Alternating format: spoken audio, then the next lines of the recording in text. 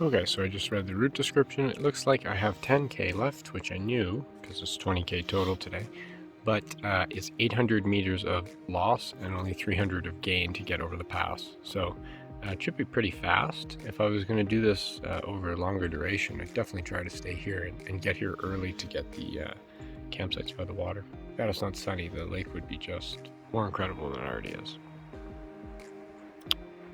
I think break time is up. Let's get over the pass and start descending. Get to camp. Well, that sign clears that up.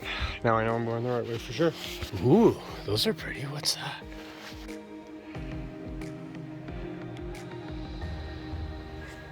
So I just spoke to someone that said that I am currently walking through the highlight of the trip, which is these wildflower meadows. And once I get up to the pass, the view down from the pass back into these meadows with the glacier. So I will make sure I turn around. Floe Lake was nice. Heading up to Numa Pass. So these trees are all larch. I don't have these back home. In September they'll turn golden. I think the flowers will be out of bloom by then, but this would be incredible. Much like when I did Mount Temple. Actually looking forward to getting over the pass, getting the view, and then setting up camp. Really learned to love camping in the last 2 years. Never really enjoyed it that much, but now I'm pretty happy in my little tent and my sleeping bag. Also, in terms of travel time, the guide that I brought with me is for the opposite direction that I'm traveling. All my climbs are their descents and all my descents are their climbs. They said it was 3 to 5 hours to get from Floe Lake down to the trailhead descent, and I just ascended from the trailhead to Floe Lake in 3 hours. So I am motoring. I'm boogieing. I think the light-ish pack helps. I think all my training helps. Floe Lake behind me. Ladies and gentlemen, Numa Pass. Looks like someone lives here. That's so nice. Oh, that's not bad.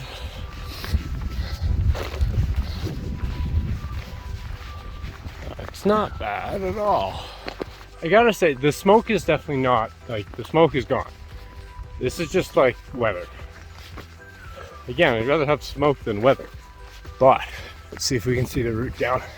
That's actually very nice. I believe, I'm not sure, because again, like zero research. I believe that's Tumbling Glacier. Oh, there's the rock wall. That's what the trail's named after, that wall of rock, which they named the rock wall. Yes, I'm your all-knowing tour guide here. And that's what I have to say. They named the trail the rock wall because that is a wall of rock. And they named that the rock wall. So they named the whole trail the Rock Wall Trail. Yep, I'm a tour guide. Yep. Good thing no one's paying me for this. But you could pay me for this with a simple sponsorship. I don't even know like where. I guess it came from over there. I think. I don't know. We came from beyond. It's strange being so low. Like I'm at like the high point for the trip, I think. And I'm like below the clouds, which is very abnormal for me. Usually I have my head in the clouds. It's 800 meters down. It's a lot of down, actually. It's almost as much down as I've done up. What is that glacier? And that one? Which way is... Oh. Oh. Oh. Okay, where are the good sirs? Are those the good sirs? What even is a good sir? It's getting cold up here. That is the rock wall. That is Mount Drysdale, the thing that is like connected to the rock wall that's completely obscured. I believe that's Tumbling Glacier. There's a glacier on top of the rock wall, which is really cool. What are these clouds doing? Should I be concerned? I'm gonna have the wind in my face on the descent, which will slow me down, which will be a good thing for my safety.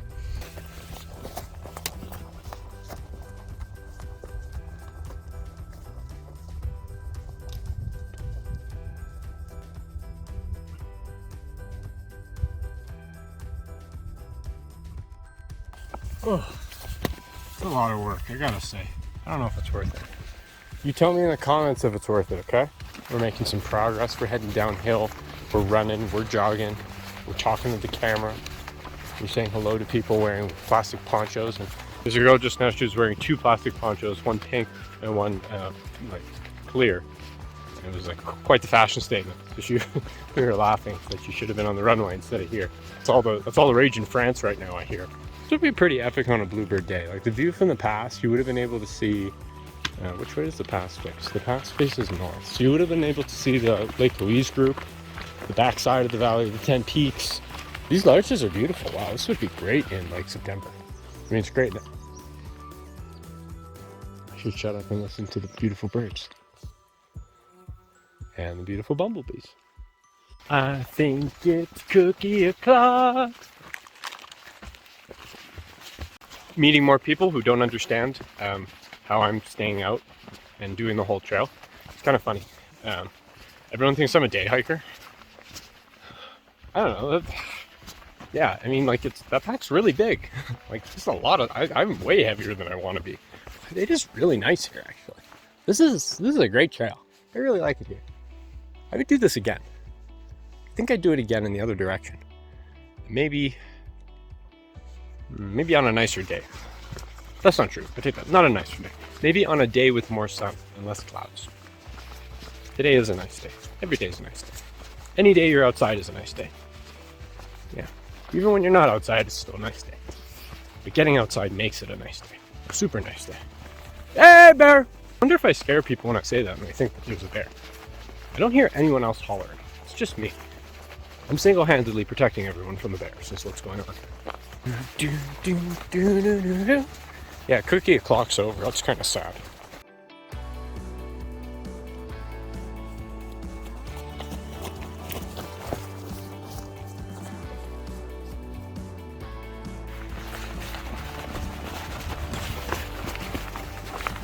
All right, now we're doing what we came here to do. We are running downhill.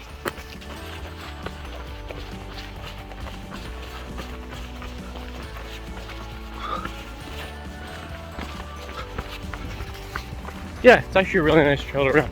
It's really hard not to stop like every 5 minutes and show you stuff. I just checked my camera modes. Unfortunately, there's no smell-o-vision because you guys are really missing out. It's quite nice in here. And I think we're gonna get a view when I come around this corner in a second.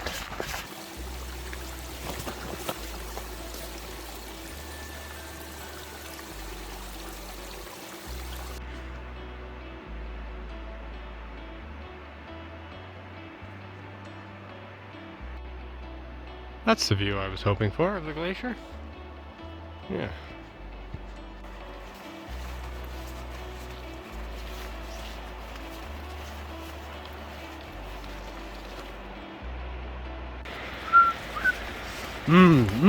Smells like dinner. Actually, it smells like the Chipotle from last night. Yeah. Yeah, I guess that's Numa Falls there. Cool. That is some lovely landscape, I must say. I don't know, the slope's doing something for me. It's really nice. And 1, 2, 3, 4, 5, 6. I know, kind of lost count. It's about 200. About 200. Yeah.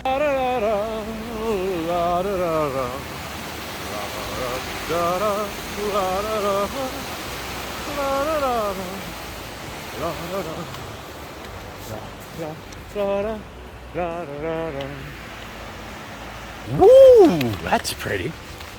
Ooh, pretty. I don't know. Fireweed's really nice. Yeah, it's yeah, the slope's really doing it for me still. Even from this angle. I don't know. Just arrived at Numa Creek. I have selected my site. Quickly pitched the tent. Okay, tent's all set up. Pretty nice pitch actually. It's a good spot. I'm going to leave the doors open to try to dry everything out inside because I'm sure the inside of the tent is still wet from last night's activities. Good, you? So we're just going to clean the feet, get all the dirt off, and it's just starting to drizzle now. So, perfect. Good. Yeah, I got lucky with the weather today actually in the end. Okay, so the tent is all set up. I am working on drying my lower body. And my socks and my gloves are somewhere against my skin. They're wet and they're cold, but they're going to get dry. It's kind of drizzling off and on. I think it's going to clear in a little bit. I'm gonna wait and then go make dinner. Yeah, so I'm just drying everything off and warming up the bag and trying to get whatever moisture was trapped in the sleeping bag this morning when I put it away out. Because it's going to be cold tonight and I want to make sure that my stuff is dry. So that's my priority right now. Not bad, just about 21 kilometers plus the Route 3 and a bit on the road. 1,200 meters of vert. 5.5 hours, I think. Not that I was pushing it by any means. It's going to be kind of just quiet, relaxing evening. Yeah, that's it. Nap complete. It's like an hour. Tent's kind of drying out. I'm kind of drying out. I'm gonna go eat dinner now.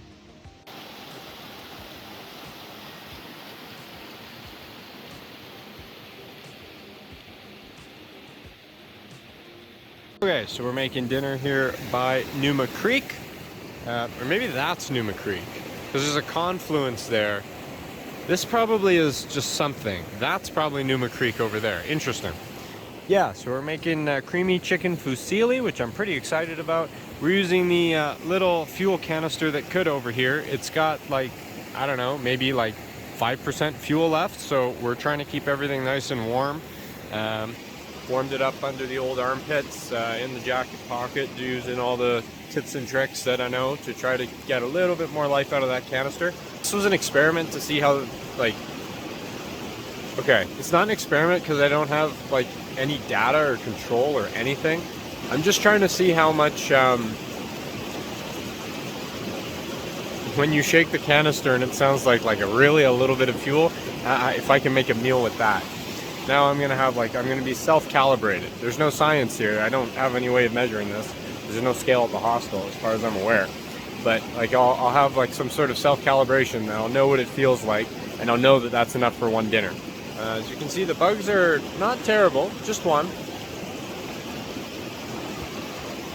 And I am completely bundled up. I have all my dry, warm layers on right now, and I'm still cold.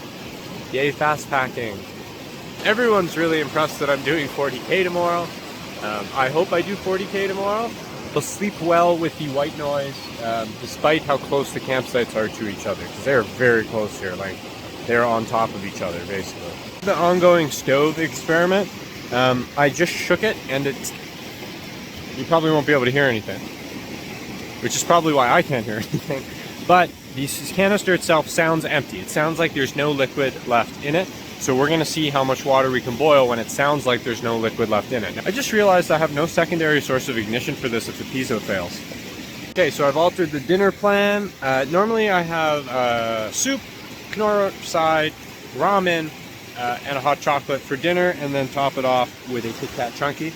But I think what we're gonna do is save the ramen for tomorrow, because that will force me to stop, and a hot meal during the day is really nice. Like, it's great for morale. If you're tired, you stop for 20 minutes, you boil some water, you have some hot ramen, and it just gets you going again. It's fantastic. Just, you know, like a Nature Valley crunchy oats and chocolate bar just doesn't do it for you the same way that like a hot thing of ramen's gonna do it for you. So I'm gonna eat slightly more than the caloric value of the ramen right now in like oats in bars, and some chocolate and some gummies and just stuff that makes me happy. Actually, these bars do not make me happy. I do not love these bars. You know the bars I do love? They're all like, I have to save them for tomorrow because I'm going to need them tomorrow. So we're going to eat the stuff I don't like right now, except for this Kit Kat. Like, I love Kit Kat, so I have a bit of a Kit Kat problem. See, Kit Kat is the ultimate backpacking chocolate because when it melts, it's still on the wafer. Like, it's still, like, it melts, and you just, like, cool it down, and it, like, re-solidifies on the wafer. And it doesn't matter, like, how messed up it is, because it's got that wafer skeleton. It's always like this robust thing. Have a hot chocolate and hop in the tent and warm my cold feet up. But the shoes are almost dry, so that's a big win because, well, I don't know, because we're probably going to wake up and it's going to be raining again and everything's going to be wet anyway. But, you know, we can try. We can try our best. That's what we do. Yep, so we won't know the full story behind the canister experiment until tomorrow when we make the ramen, but there will still be about 200 milliliters of water to be boiled, not boiled, heated up so that it's hot for hot chocolate, so I'm not having chocolate milk, although there's no milk in the hot chocolate anyway. Yeah, that's the update. Yeah. Yeah. Gotta put the phone on power saving mode. Do. Power saving mode. And people ask me how my pack is so light.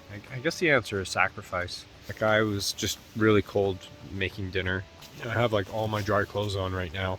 I was wearing wet shoes as I was drying my socks against my chest. I have another pair of socks, but I want to keep them dry in case, I don't know, why do I need 2 pairs of wet socks when I have 1 pair of wet socks? So I'm drying 1 pair on my body, so I was barefoot in my shoes. I took the insoles out so the insoles could start drying, so they were like not the most comfortable, and my feet are freezing. You know, I could have brought camp shoes, but that's extra weight. Could have brought more pairs of socks, but that's extra weight. You know, I don't have a crazy amount of food. My lunches are just bars. It's not exciting. I don't look forward to them. I look forward to the gummies. Learning what you can get away with and still be comfortable with. That's what shedding weight's about.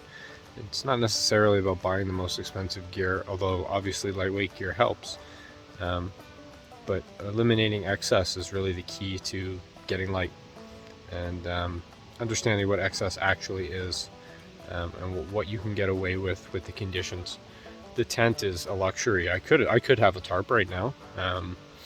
Would I be as comfortable? No. Would I have saved 400 grams? Yeah. Could I have gone faster today then without that 400 grams? Yeah, I could have. And I'm sure at 4 in the morning when it's 3 degrees and maybe windy and raining, I'm sure I'll appreciate having the tent. Alright, so I'm going to curl up for the night in the sleeping bag now that my feet are almost dry. They're freezing, but they're almost dry. I'm going to chop up some video, edit it up so it's a little bit faster when I get back. I think that's going to be a very important addition to my editing process. We'll aim for 6:30, 7 o'clock wake up, 12 hours of hiking. That'll put us in at about 8 o'clock tomorrow, worst case. Assuming everything goes not so great. We'll get in before it's dark.